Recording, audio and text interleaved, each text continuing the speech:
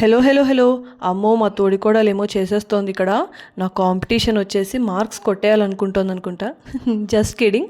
తను ఇక్కడ టమాటా రైస్ చేస్తోంది. రెసిపీ అయితే చాలా సింపుల్గా టేస్టీగా ఉంది. బ్యాచులర్స్కి బిగినర్స్కి అయితే ఈజీగా చేసుకోవచ్చు. ఇది లంచ్ బాక్స్ ప్రిపేర్ చేసుకునే వాళ్ళకి మార్నింగ్ ఈజీగా అయిపోతుంది అనమాట. సో ఇక్కడ ఏంటంటే ఆనియన్స్ పొడువుగా కట్ చేసి ఫ్రై చేయడానికని పెట్టింది.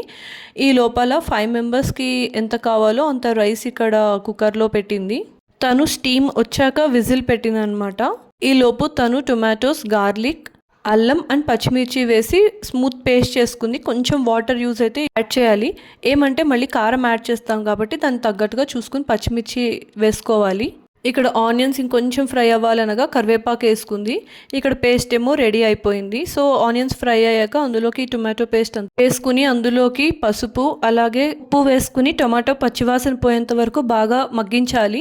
తర్వాత అందులోకి కారము, గరం మసాలా వేసుకుని ఇంకాసేపు మగ్గించి లాస్ట్లో కొత్తిమీర యాడ్ చేసుకుని స్టవ్ ఆఫ్ చేసుకోవాలి. కాజు స్టార్టింగ్లోనే ఫ్రై చేసుకుని ఆ తర్వాత అన్ని ఇంగ్రీడియంట్స్ యాడ్ చేసుకోవచ్చు. లేదా మనకు కొంచెం క్రంచీగా కావాలి అనిపిస్తే కాజు ఇలా లాస్ట్లో ఫ్రై చేసుకుని యాడ్ చేసుకోవచ్చు. బై ద వే ఇక్కడ ఎందుకు నవ్వుతోందంటే హారతి పట్టుకున్నట్టుగా పట్టుకున్నావు అని అన్నాను. ఇలా ఏదో ఒక జోక్స్ చేస్తూనే ఉన్నాము. సో ఫైనల్గా ఉడికిన రైస్లో ఇదంతా మిక్స్ చేసుకోవడమే. అంతే, టొమాటో రైస్ రెడీ.